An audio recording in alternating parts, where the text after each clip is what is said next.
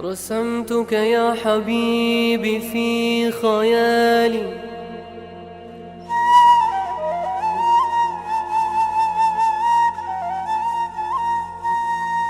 ولم أرسم سواك بلوح بالي.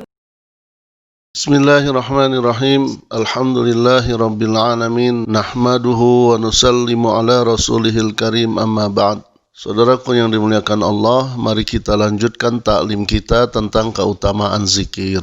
Dari Sayyidina Abu Musa radhiyallahu anhu meriwayatkan bahwa baginda Nabi sallallahu alaihi wasallam bersabda, perumpamaan orang yang berzikir kepada Allah Subhanahu wa taala dengan orang yang tidak berzikir kepada Allah Subhanahu wa taala seperti orang yang hidup dan orang yang mati. Orang yang berzikir adalah seperti orang hidup dan orang yang tidak berzikir adalah seperti orang mati. Hadis riwayat Imam Bukhari, Imam Muslim dan Imam Baihaqi dari kitab Durrul Mansur dan juga kitab Mishkat. Saudaraku yang dimuliakan Allah, setiap orang sangat menyukai kehidupan dan takut kematian. Baginda Nabi SAW dalam hadis ini menyatakan bahwa orang yang tidak berzikir kepada Allah Subhanahu wa taala adalah seperti orang yang hidup tetapi telah dianggap mati, sia-sia kehidupannya.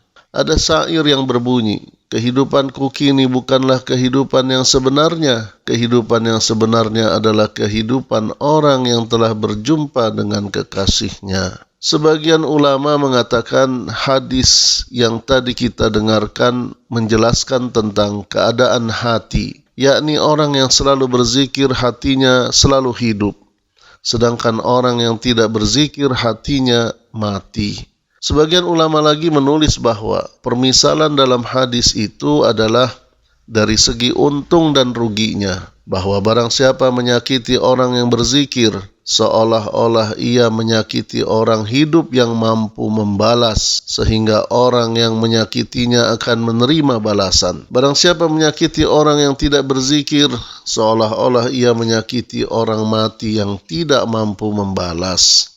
Para ulama tasawuf mengatakan bahwa yang dimaksud seperti orang yang hidup ialah orang ahli zikir akan selalu hidup, tidak akan mati. Maksudnya orang yang memperbanyak zikir dengan ikhlas tidak akan mati.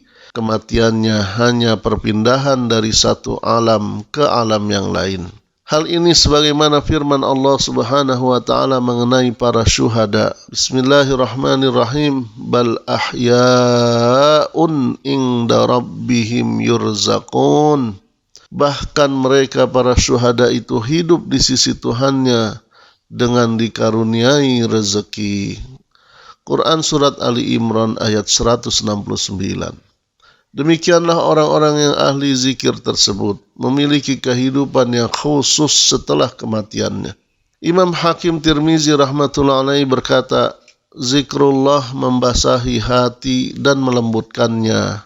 Jika hati kosong dari zikrullah, maka gejolak hawa nafsu dan api syahwat akan menyebabkan hati kering dan keras, dan anggota badan yang lain pun ikut mengeras, sehingga ketaatan kepada Allah Subhanahu wa ta'ala pun akan terhenti. Jika anggota badan itu ditarik, akan patah seperti kayu kering yang kegunaannya hanya untuk dipotong kemudian dibakar. Na'udzubillah.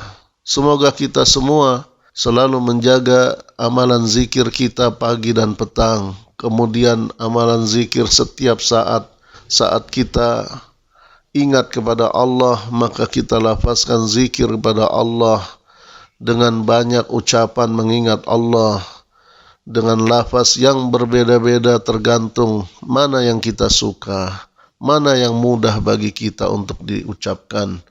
Misalkan subhanallah atau alhamdulillah atau takbir Allahu akbar atau tahlil la ilaha illallah dan seluruh jenis zikir yang mengingatkan kita kepada Allah, yang mengingatkan hati kita kepada Allah, maka itu semua adalah asma'ul husna, nama-nama yang baik bagi Allah, dan akan menjadi obat penerang hati kita, menjadi kelembutan bagi hati kita, dan menyebabkan kemuliaan kita di sisi Allah Subhanahu wa Ta'ala.